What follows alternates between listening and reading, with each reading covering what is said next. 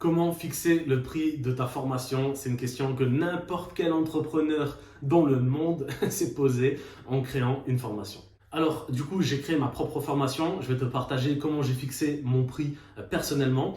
Ça ne veut pas dire que j'ai la science infuse ou que j'ai forcément raison, parce que c'est une question de point de vue, une question de choix. Chacun peut définir un peu le prix qu'il veut, il n'y a pas de souci. Mais je vais te donner quand même certains critères qui vont te permettre de pouvoir choisir plus ou moins le prix auquel tu peux vendre ta formation. Première question à se poser, c'est toi, combien tu mettrais pour acheter ta formation? Voilà. Par rapport à la qualité de la formation que tu as créée, à quel prix tu fixerais, quel prix tu serais prêt à mettre sur la table pour acheter cette formation? Alors après, c'est un peu faux dans le sens où si tu as des pensées limitantes et que tu te dis, ben, moi je ne mettrai pas plus de 50 euros, voilà, c'est sûr que ça va être un peu compliqué. Là, je m'adresse vraiment, encore une fois, de manière générale, mais combien tu mettrais sur la table pour acheter ta formation? C'est la première question que tu peux te poser. La deuxième question à te poser, c'est quelles sont tes valeurs personnelles? Est-ce que tu t'en fous de combien les gens peuvent dépenser pour toi? Est-ce que voilà, tu n'as pas envie d'embêter les gens non plus? Même si la formation, on est tous d'accord, ça reste de l'investissement. Il n'y a même pas à réfléchir là-dessus. Derrière, ça veut dire qu'il va avoir une plus-value et qu'il va récupérer son argent d'investissement.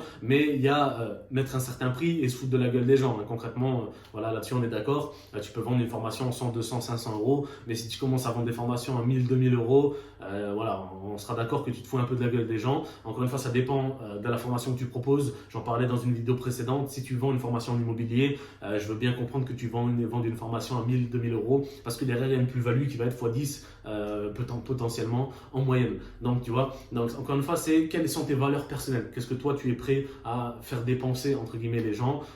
Combien les gens peuvent investir selon toi? Quelle est ta vision des choses là-dessus? Moi, ça ne me dérange absolument pas que les gens mettent 100, 200, 300 euros pour une formation parce que derrière, tu as une grosse qualité, tu as des années d'expérience, donc il n'y a même pas à chipoter là-dessus. Après, chacun a les moyens ou pas, ça ne me regarde pas, mais j'ai pas de mal avec ça. Par contre, si tu vends une formation à 1500 euros, tu te fous encore une fois un peu de la tête des gens, quoi. Donc voilà, c'est quelles sont tes valeurs personnelles. Et troisièmement, c'est en fonction aussi de ton audience. Si maintenant tu proposes des formations dédiées à des étudiants, tu seras d'accord avec moi qu'un étudiant ne peut pas mettre 300 euros sur la table pour acheter une formation. Donc voilà, c'est qui est-ce que tu cibles? Quel est ton avatar client? Qui est-ce que tu cibles? Est-ce que tu cibles des plus de 40 ans? Est-ce que tu cibles des 20 ans? Est-ce que tu cibles des majeurs, des personnes majeures? Est-ce que tu cibles des étudiants? Voilà, en fonction de ça, tu peux aussi définir ton prix.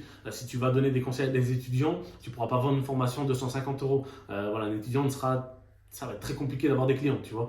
Tandis qu'une formation à 20, 30, 50 euros, c'est plutôt jouable. Voilà. Donc, encore une fois, le troisième conseil que je peux te donner, c'est qui est-ce que tu cibles? Quel est ton avatar client? Voilà. Donc, c'est tous ces petits conseils-là qui vont pouvoir te guider un peu sur le prix que tu vas fixer de tes formations. En tout cas, moi, c'est comme ça que j'ai fait. Je me suis dit, OK, marketing de réseau, c'est majeur. Tout le monde est majeur. Donc, je mets plus ou moins en fonction de la formation, de mes valeurs personnelles, etc., etc. Donc, j'espère que cette vidéo t'a plu. N'hésite pas à me partager tes propres conseils si tu en as également. Des critères à rajouter potentiellement en commentaire, j'écouterai tout ça. À bientôt pour une prochaine vidéo. Ciao, ciao.